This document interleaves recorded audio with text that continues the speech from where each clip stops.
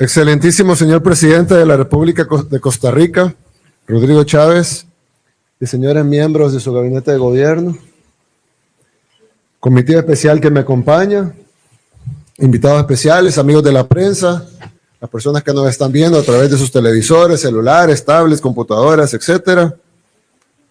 Señoras y señores, para mí es un gran honor, presidente, está de más decirlo, recibir esta condecoración de parte de usted como representante del pueblo de Costa Rica, como el máximo representante del pueblo de Costa Rica. Es un gran honor y la recibo no en mi nombre, sino en nombre del pueblo salvadoreño y sobre todo de toda la gente que ha luchado para que esta, bueno, fuera de Dios, que no necesita representación mía, pero toda la gente que ha luchado para que esto sea posible. Policías, soldados, personas que han trabajado, los ministros, el gabinete de seguridad del gobierno, los diputados, los jueces, los fiscales que han estado detrás de esta operación, que han continuado trabajando para seguir haciendo El Salvador aún más seguro todavía. Prácticamente ya convertimos al país más inseguro del mundo, porque El Salvador, a veces la gente piensa, bueno, El Salvador es el país más inseguro de la región, o el país más inseguro de Latinoamérica, o el país más inseguro. No, El Salvador era literalmente la capital mundial de los homicidios, ese fue el nombre que nos pusieron, la capital mundial de los homicidios, y éramos literalmente el país más inseguro del mundo. Más inseguro que las zonas de guerra, más inseguro que Irak en su momento, más inseguro que Afganistán, más inseguro que cualquier zona de guerra. El Salvador era el país más inseguro del mundo. Y lo convertimos al día de hoy en el país más seguro de todo el hemisferio occidental. En el 2023 cerramos como el segundo país más seguro de todo el hemisferio occidental, solo después de Canadá, pero ya este año esperamos cerrar el año como el país más seguro de todo el hemisferio occidental. Y eso pues ha sido el fruto del trabajo de mucha gente. Creo que el presidente dijo algo importante. Y es que yo le decía en la reunión privada que tuvimos a él, y lo dije también en la reunión del gabinete, que nosotros no veníamos a darle clases a nadie, nosotros venimos a aprender. Porque ustedes tienen aquí en Costa Rica una joya, en toda Latinoamérica, es una joya. Cuando uno ve la ventaja que nos llevan en muchísimas cosas, no de ahora, hace mucho tiempo, en educación, en salud, en turismo, en biodiversidad. Económicamente les está yendo muy bien con la gestión del presidente Chávez. Yo les decía que incluso yo a mi equipo, cuando yo veía las tasas de deflación en Costa Rica, mientras todo el mundo estaba en inflación, y nosotros en inflación, por supuesto, yo les decía, pero miren Costa Rica, está en deflación. Y le pregunté cómo hizo. Y nosotros logramos, gracias a Dios, después de un año de lucha, bueno, y después de una lucha dura de julio a la fecha, logramos tener el primer mes con deflación global y deflación en alimentos, que era la más importante para nuestra gente. Lo logramos ahora en octubre, pero ustedes la llevan desde hace ratos. Y entonces nosotros venimos a aprender mucho de esta joya de país que tienen ustedes. Pero creo que vamos a aportar en algo que nosotros ya vivimos y algo que nosotros ya resolvimos, que es la seguridad. Salvadas las diferencias que habrán entre los países y salvado que la inseguridad que vivíamos nosotros era 4 veces peor que la que tienen ustedes ahora. Pero en algún momento era muy seguro El Salvador y fue convirtiéndose en un país inseguro, y antes de convertirse en la capital mundial de los homicidios tenía el nivel de inseguridad que tiene Costa Rica ahora. Es decir, iba así. Y el crimen es muy difícil de detener. Yo decía en una visita a Estado reciente en Argentina que el problema del crimen es que los incentivos son tan grandes que es prácticamente imposible para un gobierno contrarrestar esos incentivos. Vamos a darle una beca a los jóvenes, vamos a darle un subsidio a los jóvenes para que se salgan del crimen. Sí, claro, pero ¿cuánto va a dar el gobierno? Primero, que es injusto darle un premio al delincuente, ¿no? Pero dejando la parte moral afuera, que no debería, pero dejando hipotéticamente la parte moral afuera, ¿qué le va a dar el gobierno? $300. El delincuente le va a dar 3,000. El gobierno le va a dar 3,000. El delincuente le va a dar 5,000. No hay forma de que un gobierno pueda competir con los incentivos del crimen.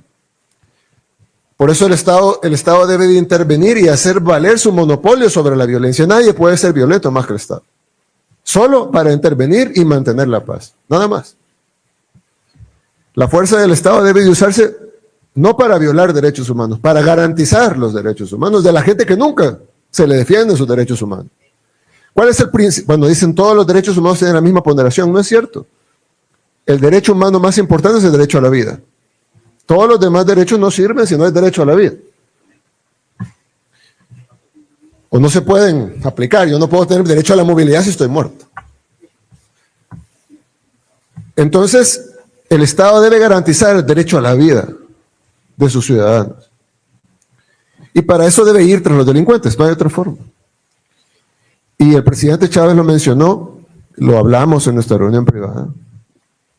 Nosotros veníamos combatiendo el crimen y veníamos teniendo resultados buenos. Pero una de las cosas que hicimos fue preparar todo el escenario para, en nuestra mente, lanzar la fase 6 de un plan que nunca lo pudimos lanzar porque antes se nos vino el inicio de la guerra contra las pandillas, que le iniciaron ellos, no nosotros. Pero ya estábamos en un 75% preparados cuando lanzamos nuestra contraofensiva a las pandillas y las destruimos. Al día de hoy todavía quedan pandilleros escondidos y estamos buscándolos y todos los días agarramos 1, 2, 4. Pero actividad pandillería en El Salvador no hay. No hay homicidios, no hay extorsión. La gente camina por las calles a cualquier lugar. Yo incluso cuando llega gente de afuera a reuniones o algo, le digo, no vaya al lugar turístico, porque el lugar turístico siempre está seguro. Si quiere comprobar la seguridad de El Salvador, váyase al lugar más feo, más oscuro posible, donde no vea nada, donde esté oscuro, un barranco. Váyase al lugar que usted quiera. Váyase como va vestido, generalmente van con traje, algún reloj más o menos. Y váyase al lugar más oscuro, más recóndito de El Salvador. Siéntese ahí en una silla, si no hay silla, en una piedra, y se espera el amanecer. No lo hacen, pues, pero yo los reto, ¿no?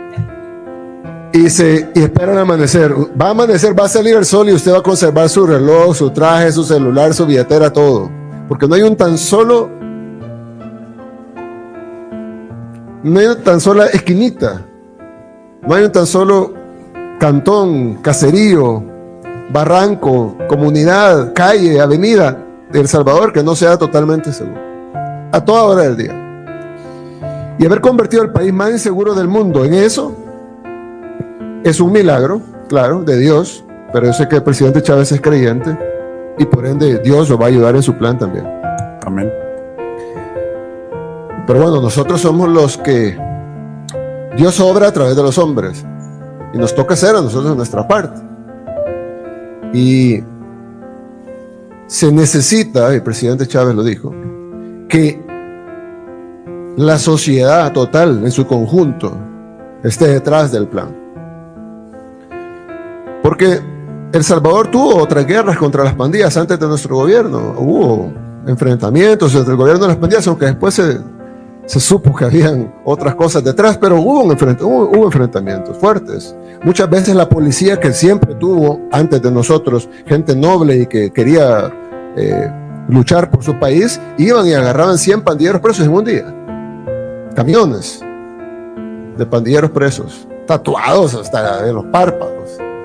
Y se los llevaban a la cárcel. 2, 3 días después, 99 libres. Y uno no salió libre porque agarró a puñetazos al guardia, pues, pero si no hubieran salido los 100. Entonces empezaba, y luego venían los pandilleros al salir a asesinar a las familias de los policías que los habían arrestado. Entonces empezaba un círculo vicioso del cual era imposible salir si toda la sociedad no decidía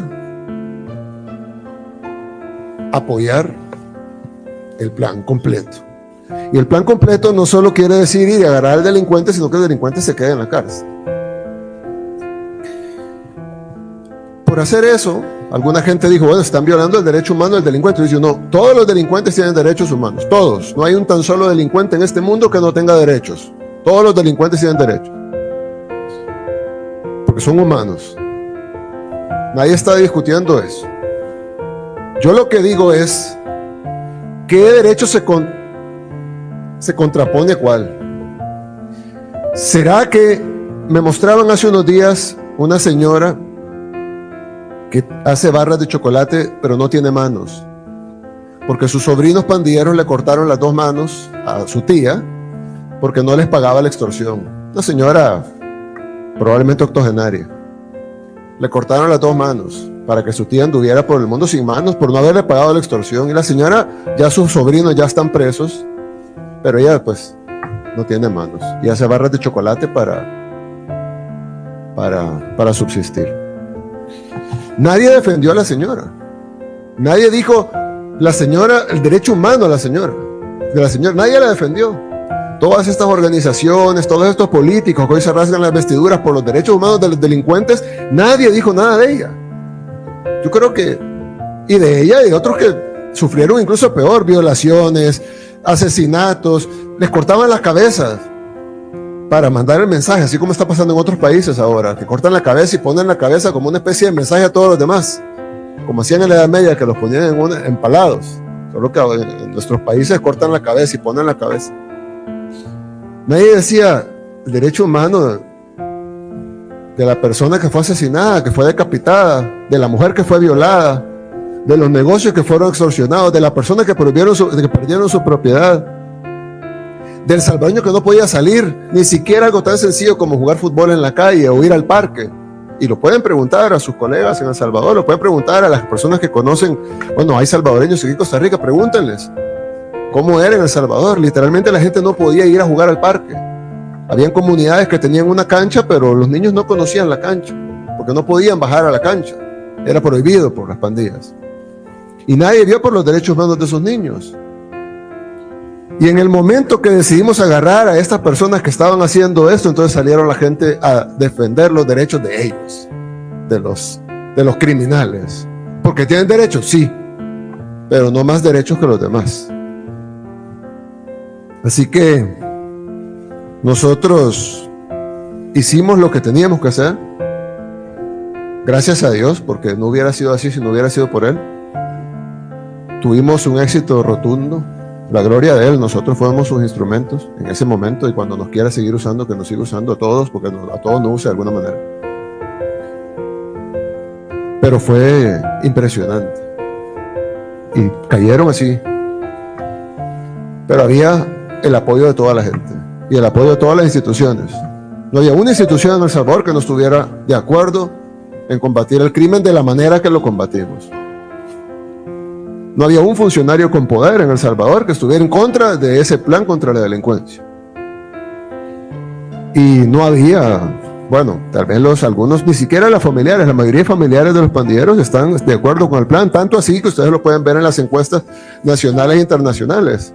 90 y pico % de los salvadoreños apoyan el plan contra las pandillas. Bueno, obviamente si los pandilleros eran 70,000, los familiares eran un porcentaje grande, amigos, familia, etcétera, pero incluso muchos de ellos estuvieron felices de que removimos a esos elementos de la sociedad y los metimos en la cárcel.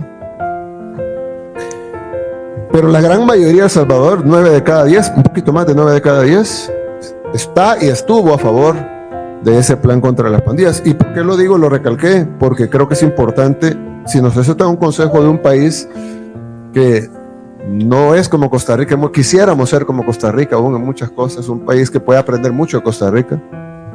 Pero si nos aceptan un consejo en el tema de seguridad, tiene que ponerse todos detrás del plan, o no va a funcionar. Bien, gracias, presidente, por este reconocimiento. En nombre del pueblo de El Salvador, lo recibo de parte de usted como representante del pueblo de Costa Rica. Para nosotros es un gran honor, y que Dios bendiga a nuestras naciones. Muchas gracias. Amén.